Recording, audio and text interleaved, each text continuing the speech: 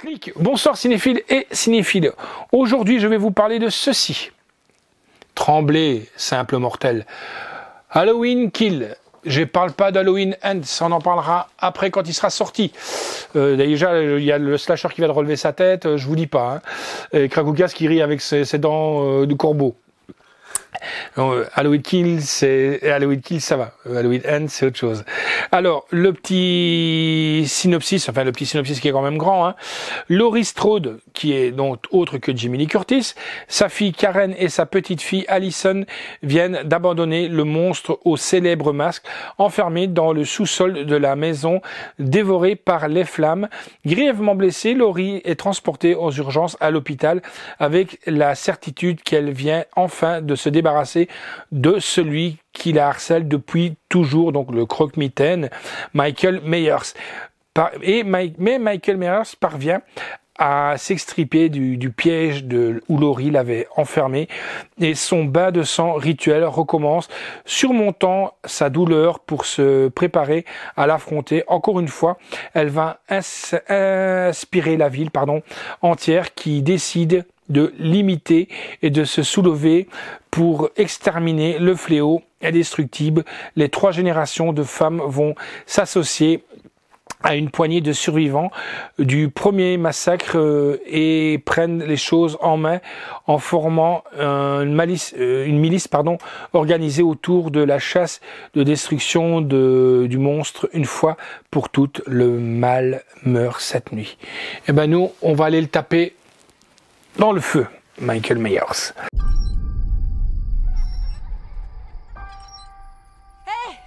Qu'est-ce que vous faites là, toutes les deux? C'est Halloween, on a fait le tour du quartier. Vous êtes toutes seules? Il y a un mec chelou avec un masque blanc qui arrête pas d'essayer de jouer à cache-cache avec nous, il croit. Où vous l'avez vu, ce type? Là-bas! Oh mon Dieu! Courez! Rentrez chez vous tout de suite!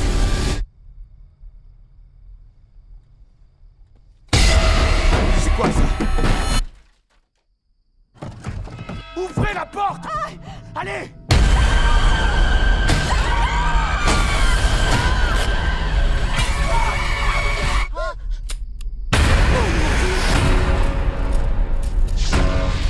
Michael. Ma grand-mère a mis le feu. Personne vous a rien dit? Personne ne dit quoi? Michael Myers est toujours en vie. Aucun homme n'aurait pu survivre à cet incendie.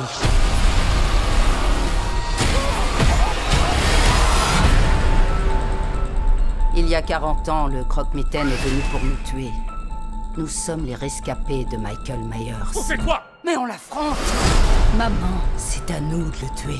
On va le traquer et mettre fin à tout ça. Il ne s'arrêtera pas de tuer tant qu'on le laissera faire. Quand on regarde où Michael l'a frappé, on peut tracer une ligne qui mène droit à sa maison d'enfance. Il y a quelqu'un qui est rentré chez nous.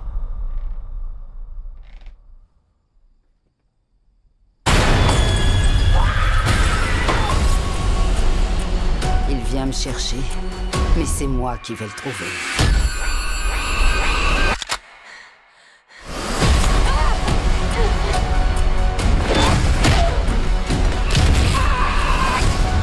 Si tu veux tuer quelqu'un, vas-y, Michael!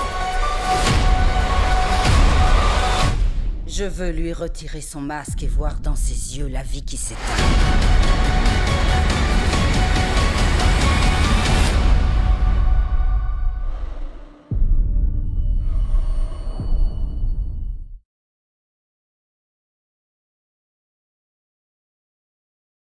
Alors, Halloween Kill, énième de la série. Aussi, on avait les Rob Zombies, qui pour moi sont un chef-d'œuvre. Les John Carpenter, vous allez me dire, c'est tous pratiquement des John Carpenter, sauf le 3, sont bien. Mais à un moment donné, il faut savoir dire stop, arrêtez-vous. Halloween Kill suit bien la continuité du chef-d'œuvre de John Carpenter, gros clin d'œil du film des années 1978. D'ailleurs, même Enfin, je vais vous expliquer par après. On a adoré la scène, un pur slasher, du meurtre à gogo, une bande son digne. Ça, c'est vrai que John Carpenter fait toujours des bandes son originales qui donnent des frissons. Hâte de voir comment se terminera cette saga.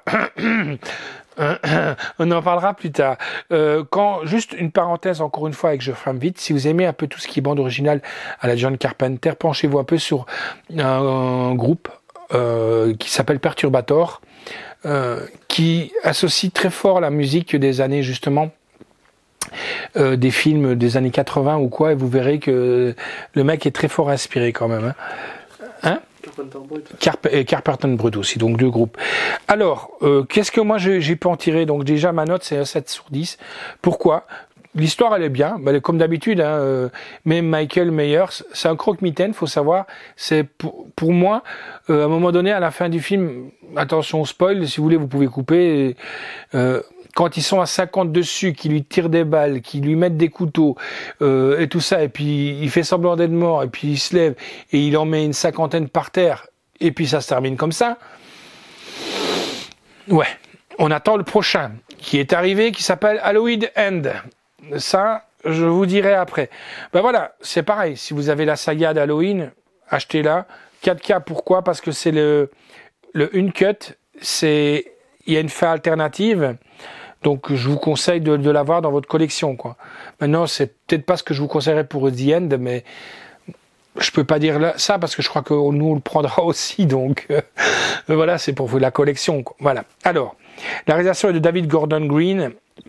Histoire originale donc de John Carpenter et de Debra Hill d'après leur personnage.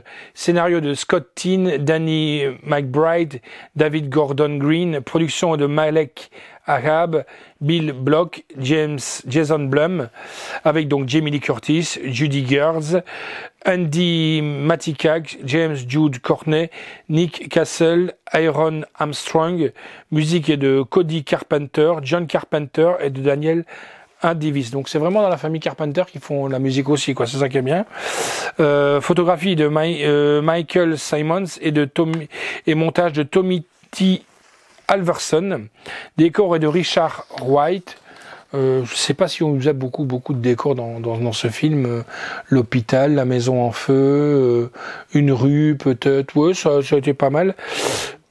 Costume Emily Gusshorst, effet visuel Simon Madison, durée du film 1h49. Dans celui-là ça va, c'est pas long. Distribué par Universal Pictures France Distribution, sortie vidéo le 2 mars 2022, date de sortie en salle le 20 octobre 2021. Contenu du film, une version longue, donc The Extended Cult qui est là-dessus, et la version cinéma. Donc on a 4 minutes de plus. 4K, pas de fourreau malheureusement, et le Blu-ray. Donc en bonus, on a un commentaire audio de David Gordon Green, Jamie Lee Curtis et Judy Green, bêtisier.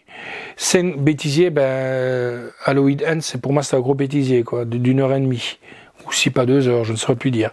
Scène coupée, scène longue, les blessures ouvertes d'Haddonfield, l'équipe de choc, la valeur de la famille Strode, ouais, les valeurs de la famille Adams aussi, la transformation de 1978, donc 1978, le pouvoir de la peur et des morts à gogo.